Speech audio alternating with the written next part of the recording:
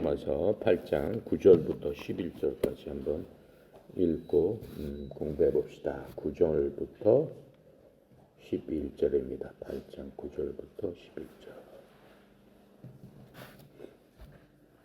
함께 읽겠습니다. 만일 너희 속에 하나님의 영이 거하시면 너희가 육체에 있지 아니하고 영에 있나니 누구든지 그리스도의 영이 없으면 그리스도의 사람이 아니라. 또 그리스도께서 너희 안에 계시면 몸은 죄로 말미암아 죽은 것이나 영은 의로 말미암아 살아있는 것이니라. 예수님을 죽은 자 가운데서 살리신 이의 영이 너희 안에 거하시면 그리스도 예수를 죽은 자 가운데 살리신 이가 너희 안에 거하시는 그 영으로 말미암아 너희 죽을 몸도 살리시리라. 아멘. 9절부터 11절까지는 우리들은 성령님을 모시고 있다라고 하는 겁니다. 우리가 예수 그리스도를 믿는 그 순간에 하나님께서 우리를 성령님을 통해서 인도하시고 구원해 내셨습니다. 그렇죠? 자, 그래서 지금 9절에 보니까 만일 너희 속에 하나님의 영이 거하시면, 하지만 우리 안에 하나님이 영이 우리 속에 거한다고 그랬습니다. 우리 속 어딜까요? 우리의 마음속 말씀하시는 겁니다. 우리 내부를 실질적으로 우리 내부를 얘기하는 겁니다. 우리가 육체를 빼놓고 나머지 우리의 본질, 무릎은 육체는 엑스레이 지금 다 나오잖아요. 뼈가 있고 장기가 있고 근육이 있고 체지방이 있고 뭐 여러 가지로 다 나오죠. 거기에 있다는 얘기가 아니고 그것의 주인인 우리 속에 영혼 육은 이제 그렇게 나오는 거고, 영과 혼 안에 하나님께서 우리 속에 계하신다는 거죠. 그래서 성령님께서 우리가 예수 그리스도를 믿기 전에는 영이 없었어요. 하나님께서 만들어 주신 영혼 육 이렇게 만들어 주셨는데 실제로 예수님을 모르는 사람은 영은 없어요. 영은 하나님께서 만들어 주셨기 때문에 모든 사람들한테 공통적으로 있어야 되는 건데, 하나님을 떠나가면서 하나님을 멀리하면서 영이 단절되고 끊어져 버렸단 말이죠. 왜요? 하나님은 영이신데 그 영을 알 수 있도록 하나님께서 인간을 만들어 주신 그 영이 단절됐기 때문에 하나님 모르는 사람 그 영이 작동을 안 한단 말이죠. 근데 우리가 회복되면서 그리스도를 믿으면서 그 영이 회복됐는데, 그 영이 회복되는 순간에 성령님께서 우리의 그 영 속에 확 들어가 계신다라고 하는 거예요. 그렇죠? 그럼 성령님은 영이시니까 육체에 계실 수가 없죠. 무슨 위장에 붙어 있겠어요? 대장에 붙어 있겠어요? 육체하고는 관계가 없죠. 육체는 그냥 물질이라고 그랬어요. 이 책상처럼 마이크처럼 그냥 하나의 물질이란 말이죠. 근데 그 물질을 조종하는 게 영. 근데 영은 하나님께 속해 있는 거고, 이 혼은 하나님께도 속해 있지만 세상 쪽하고 가까운 거죠. 그러니까는 영이 없는 사람은 세상 것만 추구하게 되는 거죠. 세상에서 생각하는 좋은 것들 이런 것부터 시작해가지고 세상의 철학, 세상의 문화, 세상의 유행, 생각 이런 것들밖에는 생각을 할 수가 없죠. 그럼 영이 작동을 안 하니까. 그런데 이제는 뭐라고 얘기하는 거예요? 너희 안에 하나님의 영이 거하신다라고 얘기했어요. 영이 다시 살아났다라는 겁니다. 자, 그래서 너희가 이제는 육신에 있지 않고 성령님 안에 있나니. 그렇죠. 이제는 더 이상 혼만 우리를 작동하는 게 아니고 영이 작동하기 시작했다라고 하는 거예요. 그래서 이제 어떤 사람에게 그리스도의 영이 없으면 그는 그리스도의 사람이 아니니라. 그럴 수밖에 없죠. 그렇죠? 예수님 모르는 사람은 이 후자 성경 말씀에 해당하는 사람입니다. 그래서 이 모든 그리스도인들, 즉 성도들, 즉 거룩한 사람들, 거룩하다는 얘기는 구별됐다는 거라고 제가 얘기했죠. 이 세상과 구별된 이 세상의 모든 사람 중에 하나님의 영이 들어가 있는 사람은 구별됐죠. 영 있는 사람들끼리 그 사람들을 성도, 그 사람들을 그리스도인들, 즉 그리스도 안에 있는 사람들이라고 우리는 얘기한다라고 했습니다. 그래서 우리가 예수 그리스도를 믿고 구원받았다는 증거는 성령님이 우리 속에 계신다. 즉 우리의 영이 살아나서 하나님을 아버지라고 부를 수 있다. 그리스도를 안 믿는 사람은 어떻게 하나님을 아버지라고 부르겠어요? 그렇죠? 부를 수가 없잖아요. 자, 그래서 우리가 하나님의 자녀임을 우리 스스로 알 수 있는 거. 아, 내 그 영이 정말로 하나님의 말씀을 들으면 기뻐하고 편안하고 또 하나님을 어떤 때 힘들고 어려울 때 아버지 저를 도와주세요 라고 할 수 있었다는 얘기는 그리스도 안에 있다는 얘기예요. 하나님의 자녀라는 바로 그런 겁니다. 그래서 이 로마서 8장 그 16절에서 또 얘기하면 성령께서 친히 우리의 영과 더불어 우리가 하나님의 자녀인 것을 증언하시나니. 우리는 하나님의 자녀란 말이죠. 그것을 누가 알려준다는 거예요? 내 속에 계신 성령께서 너는 하나님의 자녀야 이렇게 말씀해주고 계신다라고 하는 겁니다. 그래서 우리의 몸은 우리의 영과 혼이 있잖아요. 우리의 영과 혼이 있으니까 우리가 걸어다니고 말하고 노래하고 책도 보고 생각도 하고 기도도 할 수 있잖아요. 바로 우리랑 함께 우리 영의 속에 계시는 바로 성령님이 우리의 집이 돼서 성령님의 집이 돼서 우리와 함께 하신다라고 얘기하는 겁니다. 고린도전서 6장 19절부터 20절에 거기에 대해서 이렇게 자세히 설명해 주고 있어요. 도대체 무슨 말이냐? 너희 몸이 너희가 하나님에게서 받은 바 너희 안에 계신 성령님의 전인 줄을 너희가 알지 못하느냐? 너희는 너희 자신의 것이 아니요 주께서 값을 치르고 너희를 사셨느니라. 그런즉 하나님의 것인 너희 몸과 너희 영으로 하나님께 영광을 돌려라. 우리의 삶의 목적이 이제는 그렇게 바뀌었다라고 하는 거예요. 예수님 모르실 적에는 우리가 혼적하고 가까운 건 세상적으로 모든 걸 판단하고 거기서 최선을 다해서 살았지만 이제는 영이 들어와 계시기 때문에 우리는 영적인 사람이 됐다라고 하는 겁니다. 10절을 보겠습니다. 또 그리스도께서 너희 안에 계시면 몸은 죄로 말미암아 죽은 것이나 영은 의로 말미암아 산 것이니라. 그리스도께서 이제 그러므로 말미암아 우리 속에 계시는 거예요. 우리 안에 함께 계시는 거예요. 그래서 우리는 구원을 받게 된 거죠. 그래서 몸은 아직 구속되지 않았습니다. 우리의 몸은 어머님 부모로부터 받은 그 상태대로 그대로 있어요. 그런데 우리의 몸을 지배했던 그 정신과 영은 바뀐 거죠. 그렇죠? 근데 우리의 몸이 이 땅에 계속 살고 있기 때문에 우리의 혼도 이 세상을 보고 있어요. 경험하고 있어요. 근데 우리의 영은 이 세상과는 반대예요. 우리의 영은 하나님과 지금 함께 계신다라고 하는 거예요. 그러니까 우리 속에 그리스도인들은 어떻게 보면 갈등이 많이 있을 수가 있어요. 갈등이 있어서 세상적으로 가려고 하다가 또 한쪽에 있는 성령님께서 야, 너 그걸로 가면 돼. 너 이제 하나님의 자녀인데 하나님의 자녀답게 살아야지. 하나님께서 말씀하신 대로 행동해야지. 아버지가 지시한 대로 따라야지. 그렇게 우리 속에서 갈등을 일으켜 주신다라고 하는 거죠. 그거는 그럴 수밖에 없는 게 혼은 세상에 속해 있기 때문에 그래요. 아직까지 혼은 구원받지 못한 상태예요. 우리가 구원받은 것은 우리의 혼과 우리의 영이죠.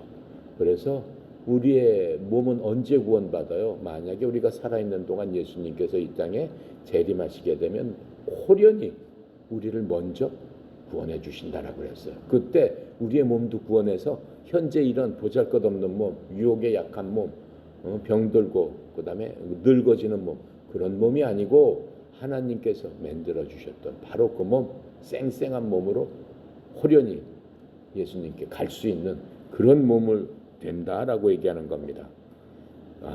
자, 그래서 우리 속에 이제 그 그리스도의 영인 성령님께서 계시기 때문에 비록 몸은 죄로 인해서 죽을 운명이죠.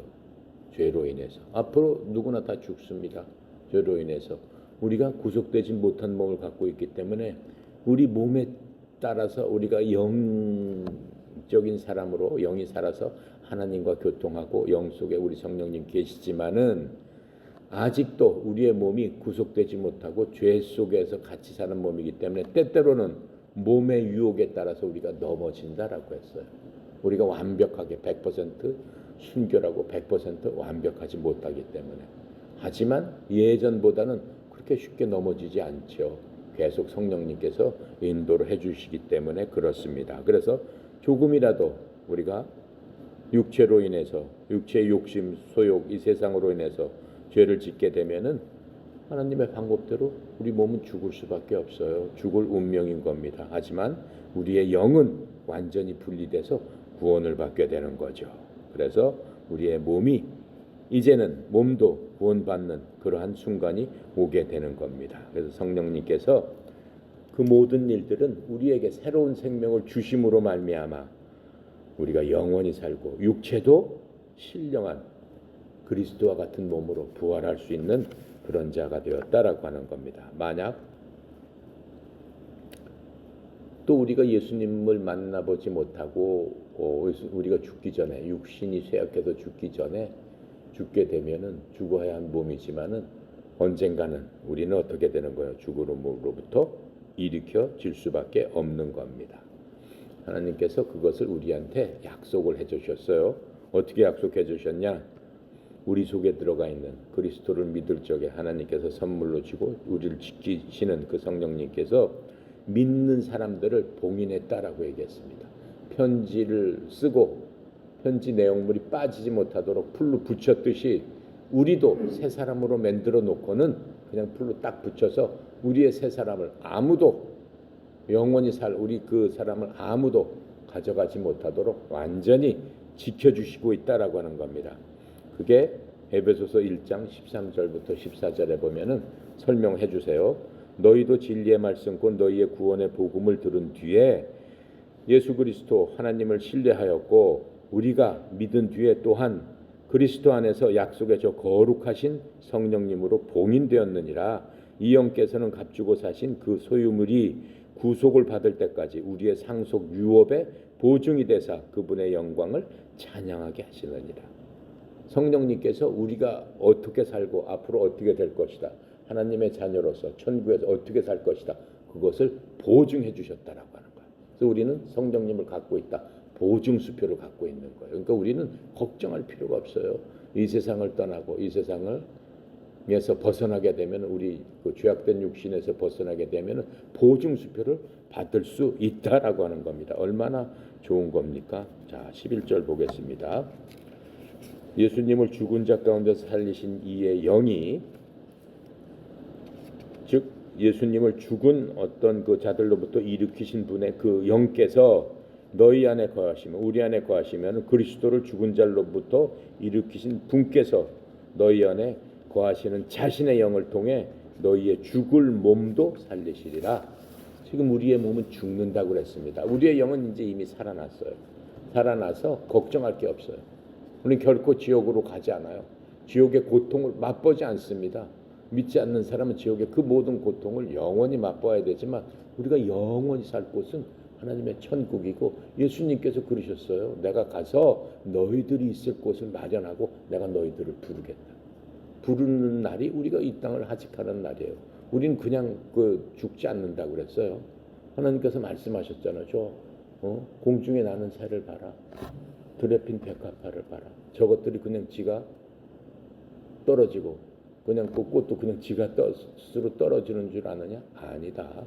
저러한 미물들도 하나님께서 하나님의 뜻으로 그렇게 떨어지고 다시 들거늘 하물며 너희들일까 보면 하물며 너희들인 게 뭐예요?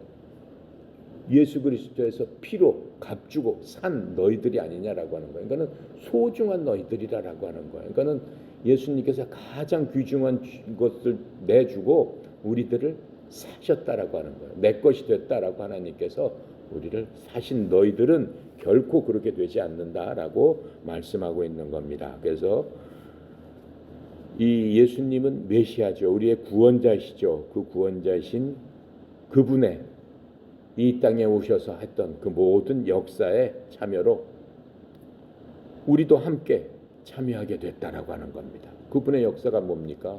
십자가에서 죄로 인해서 죽으셨다, 묻히셨다, 부활하셨다. 그 역사가 우리의 역사다라고 하는 거예요. 왜요? 예수님께서 그걸 통해서 우리를 사셨다라고 그랬잖아요. 그 과정이. 그래서 그 과정이 바로 우리의 과정이다라고 지금 말씀하시는 겁니다. 그래서 우리도 그리스도와 함께 부활한 자고 그 성령님께서 우리의 뭐가 된다라고 했는 거예요? 부활의 보증이 되신다라고 우리가 지금 알고 있는 겁니다. 자, 12절부터 자 12절 함께 볼까요? 12절 그러므로 형제들아 우리가 빚진 자로 돼 육신에게 져서 육신대로 살 것이 아니라 13절 너희가 육신대로 살면 반드시 죽을 것이로되 영으로서 몸의 행실을 죽이면 살리니 이렇게 말씀하고 있는 겁니다. 자, 우리가 이제 성령님을 모시고 있는 것으로는 부족한 거죠. 성령님께서 우리를 소유하셔야 된다라고 하는 겁니다. 우리가 구원받는 순간에 이 죽었던 영이 다시 살아났어요. 그건 성령님께서 우리 속에 함께 계시기 때문에 우리가 생명을 얻었습니다. 그런데 우리의 혼 따로 생각 따로 성령님 따로 그래서는 안 된다라고 하는 거죠.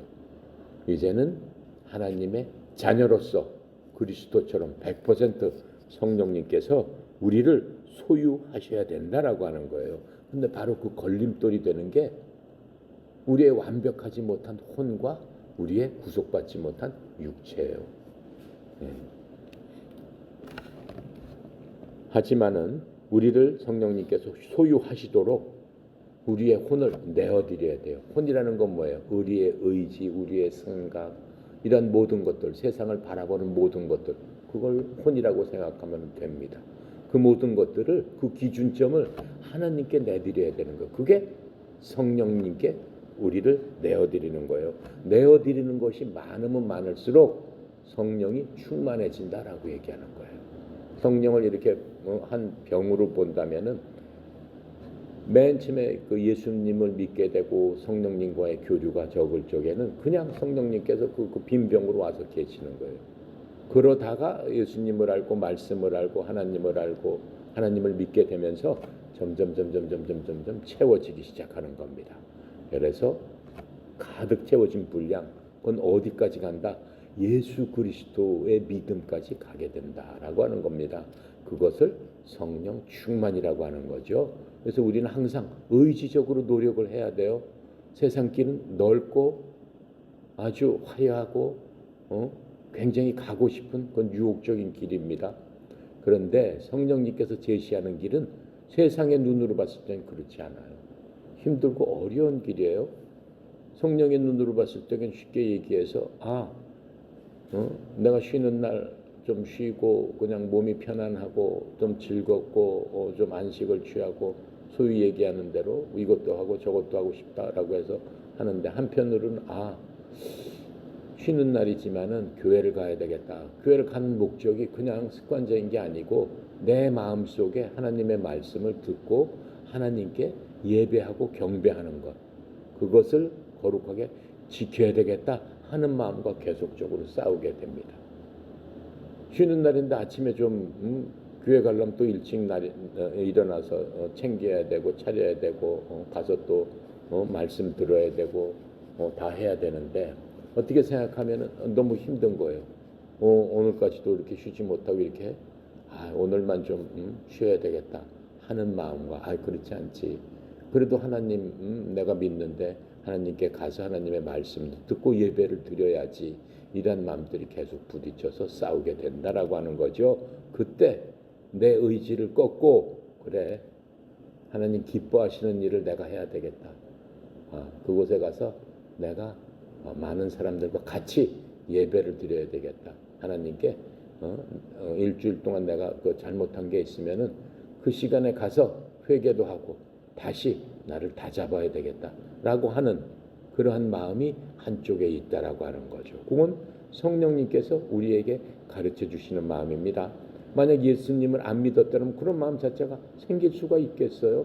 그런 것 자체를 모르는데 예수님을 모르는 사람들은 예배 자체를 모르죠. 왜 가서 예배를 드려야 되는지를 모르는 거죠.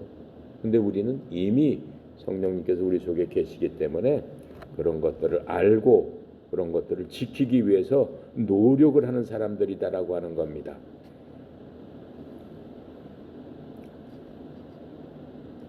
그래서 우리는 성령님께 우리의 모든 것을 맡길 적에 성령님께서 책임져 주시겠다라고 말씀하고 계세요.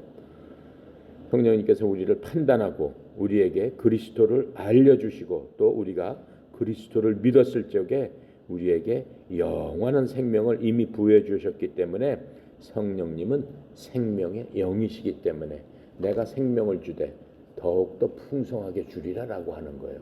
그리고 내가 내 의지를 내 육체적으로는 힘들고 어렵고 그 당시에는 좀 마음도 좀 힘들어도 그래도 이렇게 따라갔을 적에 결과적으로는 내 속에 풍성한 생명이 찾아온다라고 하는 거예요. 그게 뭡니까? 아까 그 예배를 예를 들었는데 예배를 안 하고 너무 피곤하니까 그냥 그 시간에 이것만 잠을 자겠다. 잠을 잤어.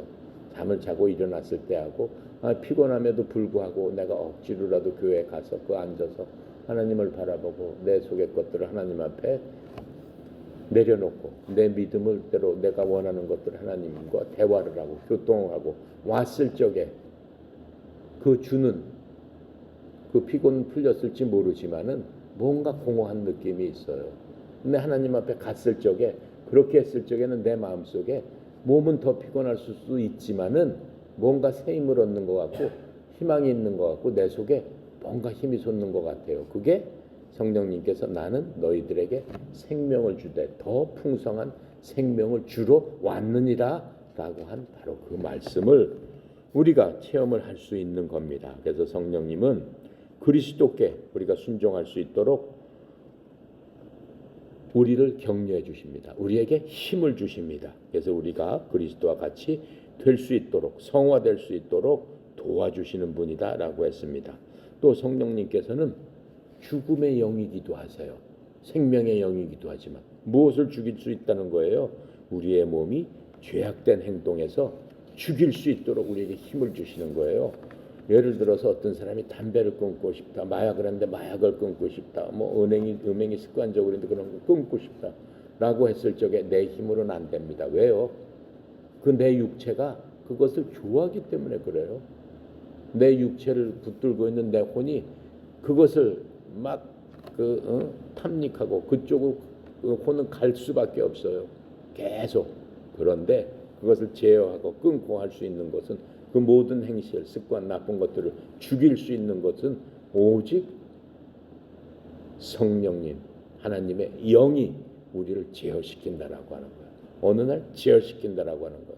너무 저거 하면은 육체적으로 우리를 탁 어느 날 담배를 갖다가 이렇게 막 피웠는데 어느 날 담배를 갑자기 못 피워. 왜요?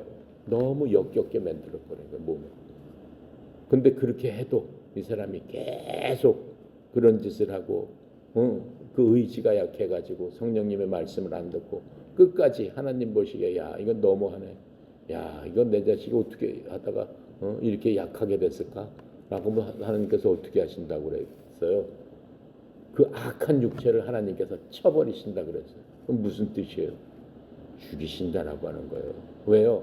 그 육체하고 하나님의 자녀하고는 완전히 지금 서로 싸우고 있잖아. 그 속에서 상반되게 싸우고 있잖아. 그러니까 하나님께서 뭐라고 하시는 거야? 그 본질은 하나님의 자녀잖아요. 그러니까 하나님께서 너는 빨리 나한테 와라. 나하고 같이 사는 게 너한테는 유익이고 행복이다라고 해서 그 사람의 본질을 꺼내 오시는 거예요. 그래서 그 육체는 죽음을 당하게 된다라고 성경에서 말씀하고 있는 거예요. 그만큼 하나님께서 우리를 사랑하시는 거죠. 하나님의 자녀이기 때문에. 그래서 우리가 우리의 몸과 이 지체를 성령님께 양보해야만 되는 겁니다. 그러니까는 바울이 그랬잖아요. 나도 내 속에서 이 내 육체하고 그냥 피가 나도록 매일매일을 싸운다라고 얘기하는 거예요. 그러니까는 아무리 바울이 하나님의 아주 능력을 받고 사랑을 받고 이 보통 그리스도인들보다 훨씬 하나님께서 그걸 사용하셨지만 바울도 때때로 무너지고 넘어진다라고 했습니다.